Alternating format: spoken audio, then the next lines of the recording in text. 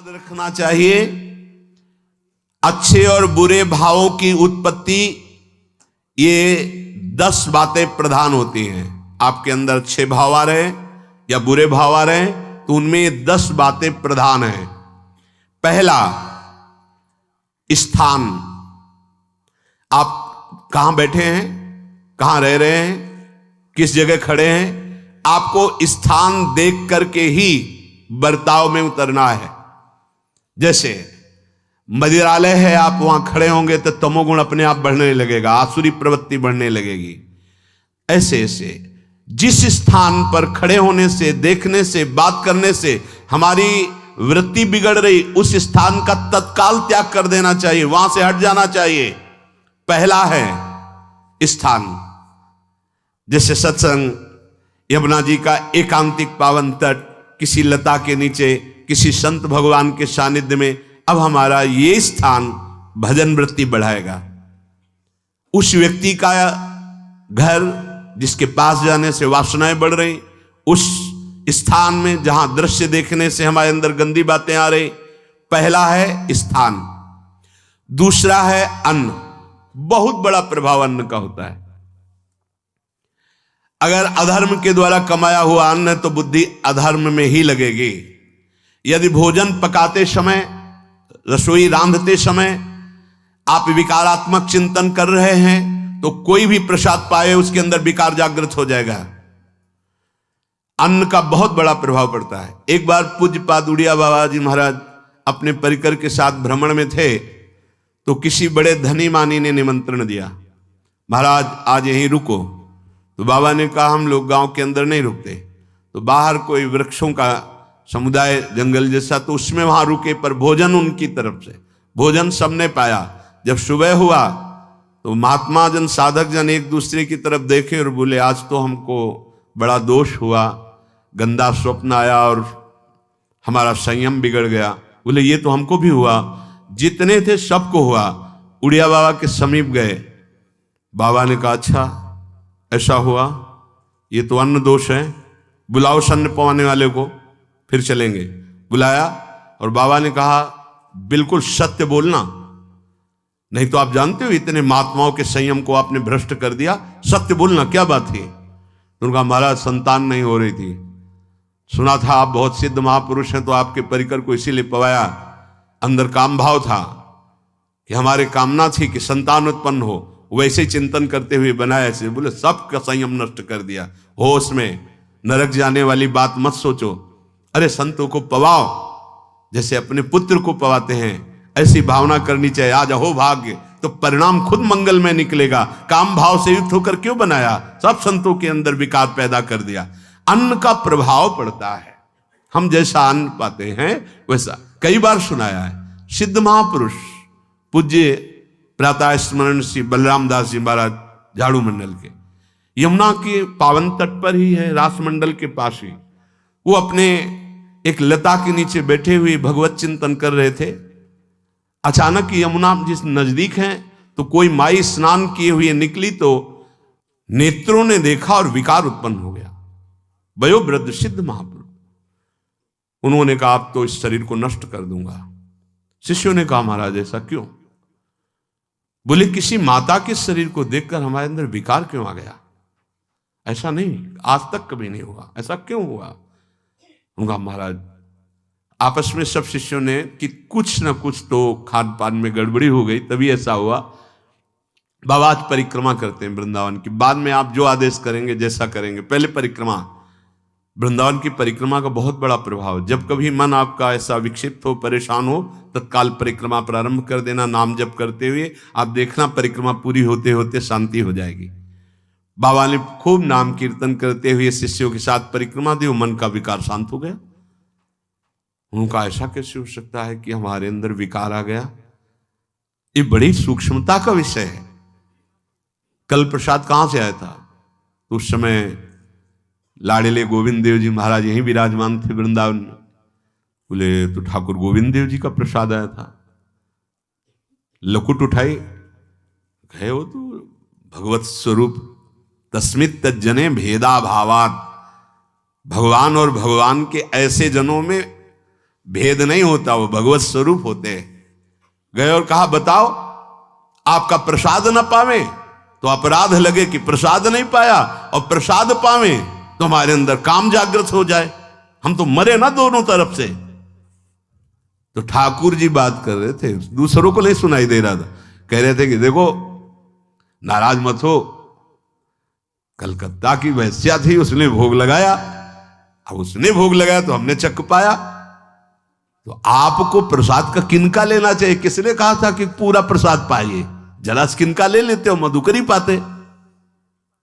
हाँ ये बात आपकी मान, तो हमारा तो पूरा विश्व है, कोई भी भोग लगाएगा हम तो पाएंगे। और हमारे प्रसाद की निष्ठा आप सबके हृदय में, तो किनका लीजिए, पूरा मत पाइए। सोचिए, भगवद अर्पित प्रसाद और वृत्ति भगवान ने आदेश किया किनका पाओ, माधुकरी मांग के खाओ। यहां वर्णन कर रहे, यदि हम अन्न थोड़ा भी हमारे अंदर दूषित चला गया, तो जब कभी ऐसी विकार की भावना हो, आपके अंदर विकार बन रहा है, तो खोजिए। आपने कोई दृश्य देखा है, आपने किसी से बात की है, आपने कोई ऐसा संकल्प बनाया, नहीं, तो फिर भोजन दोष आ गया, अब आज उपवास कर दो। जब तक वो वृत्ति न नष्ट हो तब तक कुछ मत पाना, जल से काम चलाना, तो एक दिन एक पहर अपने आप शांत हो जाएगा। अगर बहुत विकलता हो रही तो नाम कीर्तन शुरू कर दो, भोजन मत पाना, नाम कीर्तन शुरू, बिल्कुल शांति मिल जाएगी, बिल्कुल। और ये तो उदाहरण महापुरुष इसलिए देते कि हम सावधान रहें। हमारे अच्छे भाव या बुरे भाव में ये 10 बातें बहुत प्रभाव डालती हैं। पहला स्थान, दूसरा अन्न, और तीसरा जल। पानी भी बहुत संभाल के, नहीं आजकल तो देखो प्रायः ऐसे दांत से प्लास्टिक नोचेंगे, ऐसे पानी पिएंगे, कब भरी गई, कहां भरी गई, कैसा पानी, बड़ा देखो कैसा हमारे भजन साधन के लिए विक्षेप पैदा होता चला जा रहा है। पहले सुंदर सरोवरों का जल, मतलब 15 वर्ष तो गंगा जल ही केवल पिया है, जो आकाशवृत्ति से मिला नहीं, गंगा जल ही पिया है। कुआं का जल, फिर आया हैंडपैप का जल, अपवित्र होने लगा। हैंडपैप में जो वाशर, अगर वो कहीं चमड़े का पड़ा हुआ है तो अपवित्र जल हो गया। अब हैंडपैप का भी अंतर ध्यान स्वरूप हो गया, अब तो नहीं दिखाई देता। अब रह गया है मोटर से निकले और फिल्टर में जाए, वो मशीन जो फिल्टर करती पानी को, आरओ, उससे। अब वो जिनके पास है तो है, नहीं तो परिक्रमा लगाया हो, आपको पानी पीने को नहीं मिलेगा। देखो कैसा समय आ गया। भोजन, पहले कोई दगाबाजी भोजन में तो नहीं करता था। गांव में जब जिसके यहां दूध बेचा जाता था ना, उसको बहुत लघु दृष्टि से देखा है, गाय माए एक बराबर होती है, ये दूध बेचता है। 10-5 किलो मठा तो आप ऐसे मांग के ले सकते थे, अगर अड़ोस पड़ोस में वो मठा मिल जाएगा। जब कोई उत्सव होता, फ्री दूध 100, 200, 500 किलो पूरे गांव के सब दे देते, कोई ऐसे बेचता था। अब दूध नहीं, जब बूढ़े लोग बैठते थे कहते थे पानी बिकेगा आगे चल के। आज पानी बिक रहा है, नहीं बिक रहा, पानी बिक रहा है। हमें लगता है सबको ही पैसे से ही पानी है, वो बोतलें नीली नीली नहीं, इतनी बड़ी बड़ी बिकती, उन्हीं से पानी पिया जा रहा है। आगे और समय जल का प्रभाव पड़ता है। जैसे हम गंगा जल पीते थे, सही कहते हैं, कई दिन जब भोजन नहीं मिलता तो पूरी पौष्टिकता गंगा जल से मिलती थी। गंगा माता के जल से ऐसा लगता था मानो हम परम पावन अमृत पान कर रहे हैं, सारी पौष्टिकता मिलती थी। कुएं का जल अपने आप में पौष्टिकता से युक्त होता है, जो हमें चाहिए। आज देखो जल की समस्या हो गई, पवित्र जल पीने के लिए हम तरस रहे हैं। कहां है जल, और कैसे मिलेगा जल? या तो आप पैसे वाले हो तो आप खरीद करके पीजिए, नहीं तो अब वो जल नहीं रह गया कि कुएं से निकाला पी लिया या सरोवर से पी लिया, या कैसा दुर्भाग्य है। जल का बहुत बड़ा योग है साधना में। जैसे स्थान का तो परम पावन वृंदावन धाम, अन्न का तो अब हम भगवत प्रसाद पाते हैं, तो जल का बहुत बड़ा योग है। आज दूषित होता चला जा रहा है, क्योंकि अब हाथ की बात नहीं रह गई है कि आप सुंदर कुआं से जल लें या सरोवर से जल लें या आप नदी से जल लें। हाँ, स्वामी जी के लिए लिखा हुआ है कि रोज यमुना स्नान और रोज यमुना जल ही पान। हमारे वृंदावन के समस्त भगवत स्वरूपों का स्नान यमुना जल से ही होता था, हो रहा है और होता ही रहेगा। बिहारी जी के लिए आज भी कलश में भरकर यमुना जल ही जाता है। वो कपड़ा से ऐसे ढक के जब हम 2 बजे परिक्रमा देते थे तो एक महाभागवत है, वो किसी को छूते नहीं, दूर से कहते छूना मत, बिहारी जी के लिए जल जा रहा है स्नान के लिए बिहारी जी का। फिर चौथा है आपका परिकर, जहां पर रह रहे हैं वो समुदाय, चाहे परिवार हो या आप समुदाय, वो कैसा है, रजोगुणी है, तमोगुणी है, सतोगुणी है या त्रिगुणातीत भागवतिक है, उसका प्रभाव पड़ेगा। पांचवा है आपका पड़ोस, आसपास वाले घर, जैसा है वैसा प्रभाव पड़ेगा आपके ऊपर। पड़ोस निंदनीय है तो बंधन से युक्त होना पड़ेगा। लंका के पड़ोस में रहने के कारण अगाध महिमा वाले समुद्र को बांध दिया गया, रघुनाथ जी ने पुल बांधा और दंड देने के लिए तैयार हो गए थे सरकार, अग्निबाण संधान कर लिया था, पड़ोस के कारण ही तो ना, पड़ोसी रावण था, इसीलिए आस पड़ोस का बड़ा प्रभाव पड़ता है। फिर अगला है दृश्य, इस पे बहुत सावधानी की जरूरत है। ये मोबाइल भगवान चल गए हैं, बहुत विस्तार से चल गए हैं, अब कोई छोटा मोबाइल रखना नहीं चाहता, सब वो स्क्रीन वाला रखना चाहते, टच मोबाइल। दृश्य से बचो, बच्चों, जवानों, बूढ़ों, सबकी वृत्ति जो माया आकर्षित करती, जो दृश्य हम देखने के लिए अंदर से उल्लसित है, वो मोबाइल में सब है, चाहे भागवतिक और चाहे सांसारिक। तो भाई देख लो, गुण दोष में संसार है, अगर आप दोष ग्रहण करना चाहते हो तो दोष ले लो, गुण तो गुण। बहुत बहुत खतरनाक विषय है और बहुत लाभदायक विषय है। किसी संत की वाणी एक बार समझ में नहीं आई, अगर हम 10 बार सुने तो समझ में आ जाएगी, ये लाभदायक है। कभी कोई किसी से बात करनी, पहले जाए तो पोस्ट कार्ड चलते थे, एक कार्ड, वो 15 पैसे का इतना बड़ा वाला आता था, 25 पैसे का बंद वाला लिफाफे में आता था, नीले नीले कागज का 15 पैसे वाला कार्ड, उसमें चिट्ठी जाती थी महीनों में। कभी यहां 1 मिनट में अमेरिका से बात कर लो, कितनी बढ़िया बात हो गई। उसका दुरुपयोग ना करो। अब हमारी इतनी चंचल वृत्ति है कि दुरुपयोग करने के लिए उत्साह बढ़ जाता है। बोले अब सब काम हो गया है, अब एकांत सेवन कर रहे हैं, अंदर से सिटकिनी बंद और मोबाइल भगवान का संग शुरू।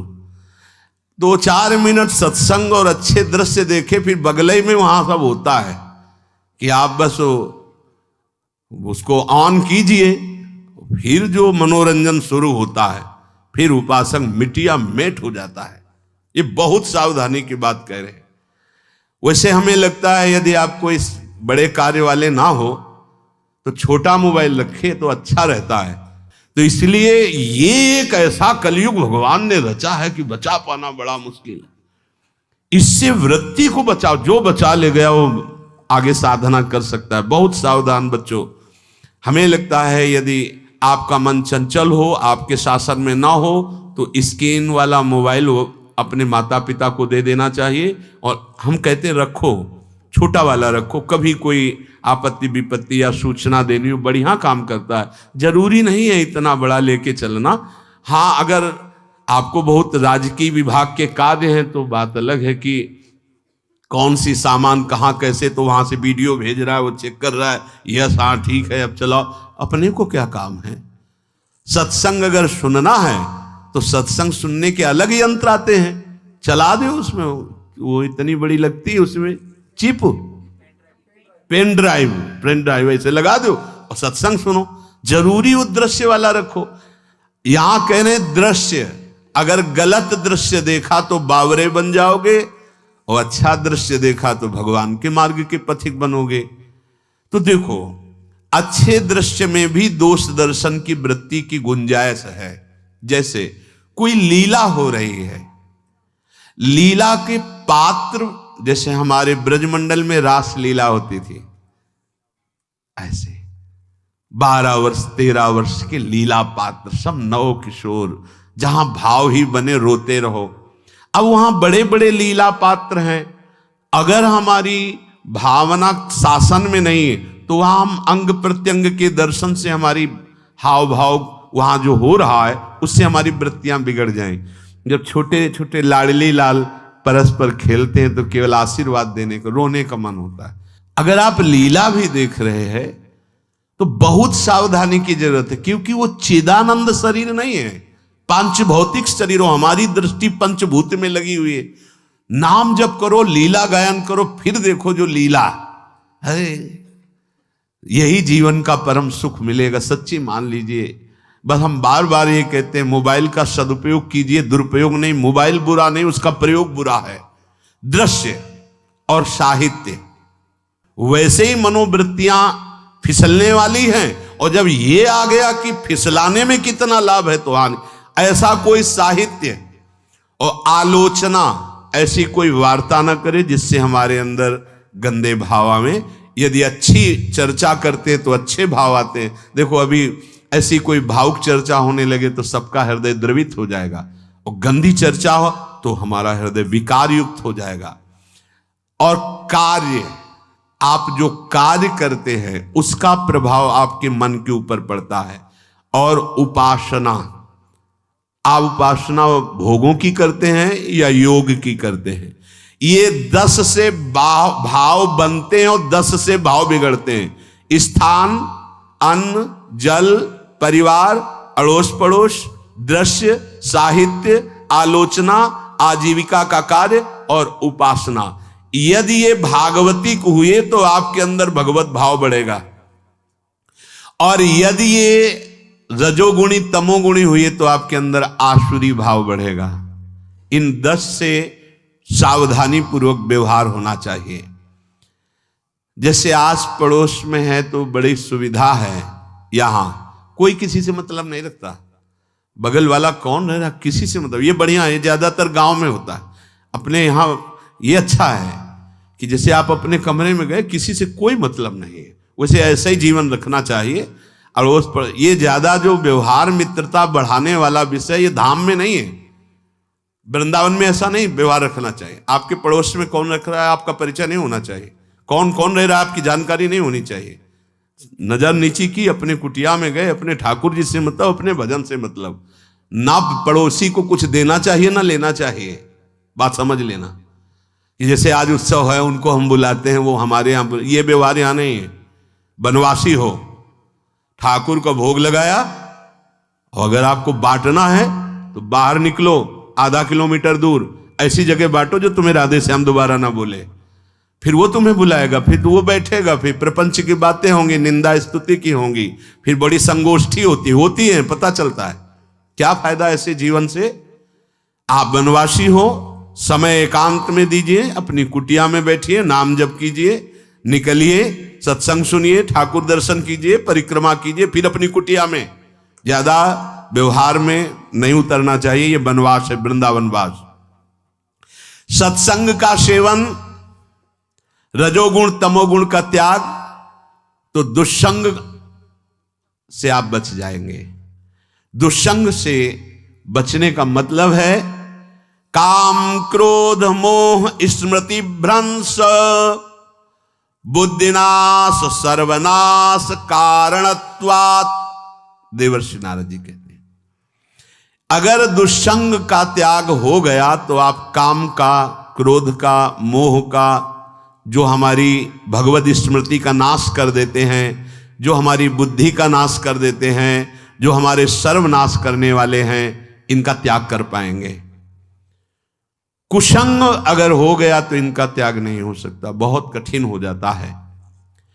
भगवत संबंधी तत्वबोध होना या भगवत रहस्य लीला में प्रवेश पाना, जो अपनी इंद्रियों को भोगों में तृप्ति कराने की कोशिश कर रहे हैं, उनका चिंतन भोगों का ही होगा। तो कैसे तत्वबोध होगा, कैसे लीला में प्रवेश होगा, बस ध्यान देना है, कैसे हो पाएगा? क्योंकि जिस चित्त वृत्ति से भगवदाकार हमें वृत्ति करनी थी, वो तो हमने भोगों के चिंतन में लगा दी, भोग क्रियाओं में लगा दी।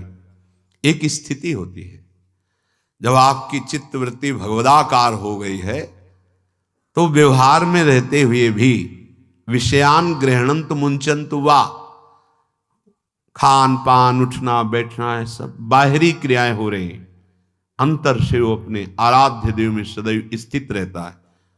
उसका परिचय आपको जब ऐसे महापुरुष का सानिध्य मिलेगा, तो आप विषय सेवन करते हुए भी निर्विषय रहेंगे।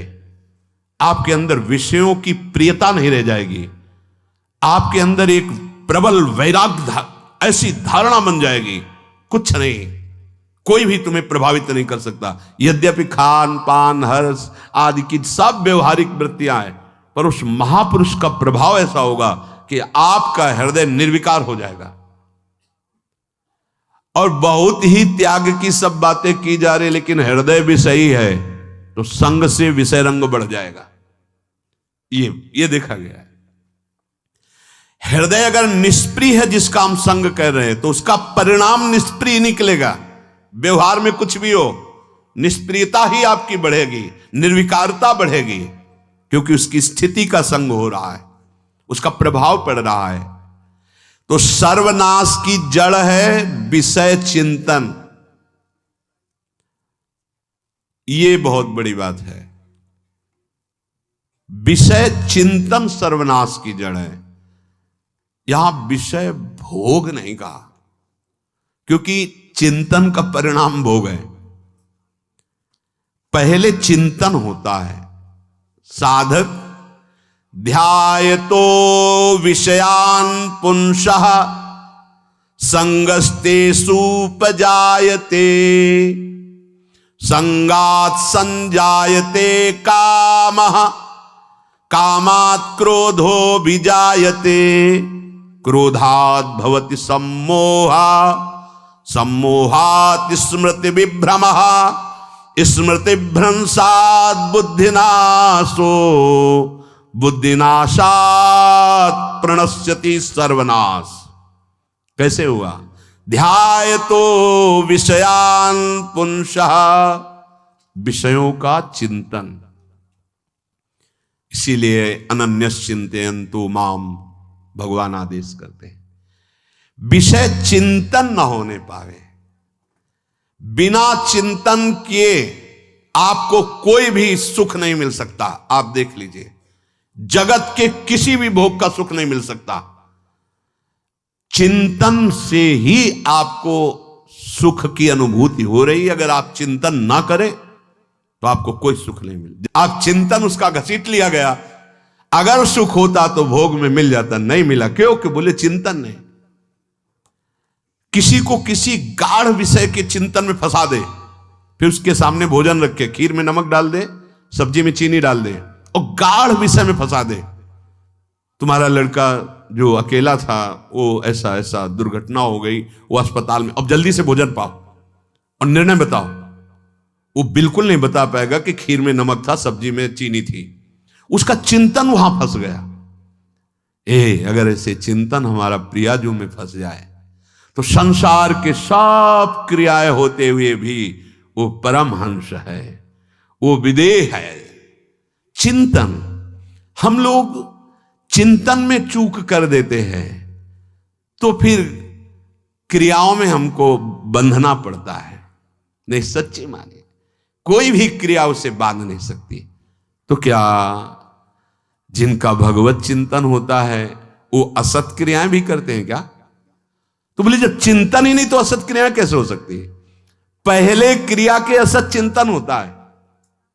आप देखना, कोई भी कार्य पहले चिंतन होता है। इसीलिए यहां कह रहे हैं ध्यायतो विषयान पुंसा संगस्तेषु उपजायते। पहले सबसे पहले विषय का चिंतन होता है। अगर विषय का चिंतन ना होने पावे तो आपको कोई फंसा ही नहीं सकता भोग, कोई भी भोग नहीं फंसा सकता। जहां विषयों का चिंतन हुआ तो संग की प्राप्ति, विषय भोग की प्रबल इच्छा, प्रबल आसक्ति, और वो जो चिंतन हुआ था वही आपको सुख दे रहा है। वही, वहां सुख नहीं है, आपके चिंतन का वहां सुख। जैसा चिंतन, अगर आपका चिंतन विक्षिप्त कर दिया जाए, एकाग्र ना होने पाओ, तो किसी में आपको सुख नहीं मिलेगा पक्का। अगर वही चिंतन सावई मना कृष्ण पदार विंदे हो तो कोई सुख है। गोपी जनों के पति भी हैं, पुत्र भी हैं, पूरे परिवार की सेवा करती हैं, और बड़े बड़े परमहंस उनकी चरण रज वंदना करते हैं। क्यों? क्योंकि उनका चिंतन भगवान का हो रहा है। एक भी वृत्ति शरीर चिंतन में नहीं, बलिहारी है। मुरारी पादार्पित चित्त वृत्ति। विषयों के चिंतन से विषयों में आसक्ति पैदा होती है।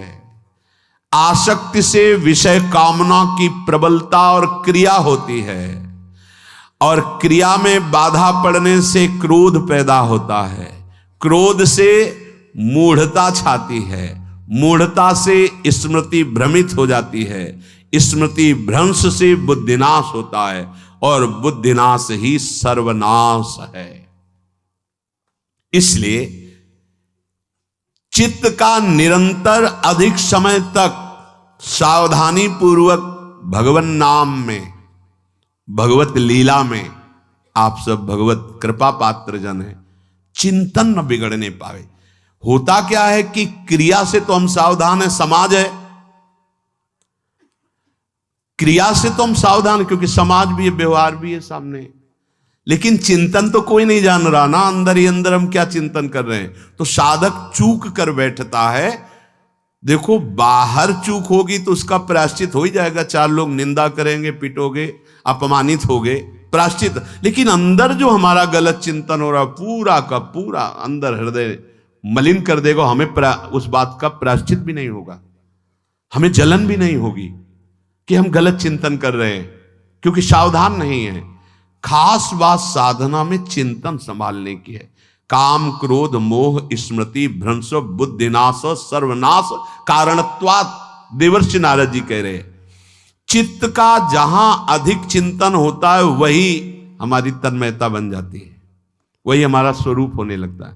बोले बहुत कामी पुरुष है, बोले बहुत क्रोधी पुरुष है, बोले बहुत नीच पुरुष है, पूरा संबोधन होने लगा उसके लिए, क्योंकि वो उसी चिंतन से, वैसी क्रियाओं से। अरे बोले तो बड़े भगत हैं, भगवान के स्वरूप है साक्षात। जो हम अधिक चिंतन करते हैं वही क्रियान्वित होता है, जो क्रिया होती, चिंतन होती, वैसे हमारा स्वरूप बन जाता है, वैसे हमारी स्थिति हो जाती है। सांसारिक विषयों और विषयी पुरुषों का शरीर संग, वाणी संग, मन के द्वारा संग, ये आपके अंदर विषय चिंतन बढ़ा देगा, विषय क्रियाओं में लगा देगा। इसलिए बहुत सावधान। विषय में कोई ताकत नहीं है, विषयासक्ति दुर्गति कर देती है। एक बार देवर्षि नारद जी जनक जी से कहा कि आप विदेह राज कैसे हैं, पत्नी भी है, परिवार भी है, सब वैभव भी है, वो आप एक राजा होते हुए विदेह राज। उनका आज विश्राम कीजिए, कल सुबह चर्चा करेंगे। तो रात्रि में अपने शयन गृह में देवर्षि नारद जी को शयन कराया और अपनी अर्धांगिनी से कहा कि आप जाकर शयन कीजिए देवर्षि नारद जी के साथ, जो आज्ञा। अब वहां देवर्षि नारद जी के समीप जब नारद जी ने देखा कोई स्त्री, तो शकिल गए और शकिल गए। वो तो आज्ञा जैसी हुई थी, जब दीवाल मिली तो दीवाल की तरफ मुंह करके लेटे रहे। अर्धरात्रि में उठी और चली गई। देवर्षि नारद जी सुबह गए और कहा कि ये क्या मजाक था आपका, यदि आपको ऐसा ही व्यवहार करना था तो आप हमसे कह देते, तो हम बाहर जाकर शयन करते, आपने ऐसा क्यों किया, क्या हुआ महाराज? जब हम वहां शयन कर रहे थे, कुछ रात्रि व्यतीत होने पर आपकी अर्धांगिनी आई और लेट गई सैया पे। उनको पता नहीं कि एक देव ऋषि के साथ ऐसा व्यवहार नहीं कर। फिर क्या हुआ महाराज? फिर हम और खेलते गए, फिर दीवाल मिली तो उधर मुंह करके फिर सो गए। तो तुमने स्त्री को दीवाल नहीं समझा, दीवाल को दीवाल समझा। यही आप में और हम में फर्क है। आपके लिए जैसे दीवाल निश्चिंतता का कारण है, ऐसे ही हमारे लिए स्त्री होते हुए भी वो दीवाल की तरह ही है, किंचन मात्र विकार उत्पन्न नहीं कर सकती। यही अंतर है। इसी बात से हमको विदेहराज कहते हैं। ये स्थिति अब कह दे स्त्री शरीर और दीवाल में क्या ज्ञान की विशेषता? वो जड़ है और चैतन्य नहीं। ये शरीर भी जड़ है, चैतन्य आत्म तत्व है। पंचभूतों से दीवाल बनी है। अग्नि तत्व से ईंट पकाई गई है। पृथ्वी तत्व तो है ही, पृथ्वी तत्व में जल मिलाकर उसको आकार दिया गया है। वायु तत्व ने उसे सुखाया है, अग्नि तत्व ने पकाया है, और शब्द आकाश तत्व है। 5 भूतों से वो बना, 5 भूतों से बना है। सच्चा ज्ञान ये कि इसमें और दीवाल में कोई अंतर नहीं। चैतन्य घन आत्म तत्व के कारण ये चलता फिरता नजर आता है, और वो खड़ा स्थायी जड़ दिखाई दे रहा है। इसमें भी भगवान है, उसमें भी भगवान है। इसमें भी पंचभूत है, उसमें भी पंचभूत है। नरसिंह भगवान खंभे से प्रकट हुए थे, बस केवल अज्ञान के कारण जड़ चैतन्य का भेद है। तब समझ में आया। ये जो हमारे अंदर भोगों की आसक्ति है, यही कामना प्रकट करते, यही पाप प्रकट करते, यही हृदय को मलिन कर दे। इसलिए हम अपने चिंतन को संभालें। चित्त चोर के चरणारविंद का चिंतन करें, निरंतर नाम जप करें, भगवद आश्रित रहें। प्रभु अपने भक्तों की रक्षा करते हैं, जैसे मां अपने बच्चे की। करो सदा तिनके रखवारी, जिम बालक राखे महतारी। राधा राधा राधा।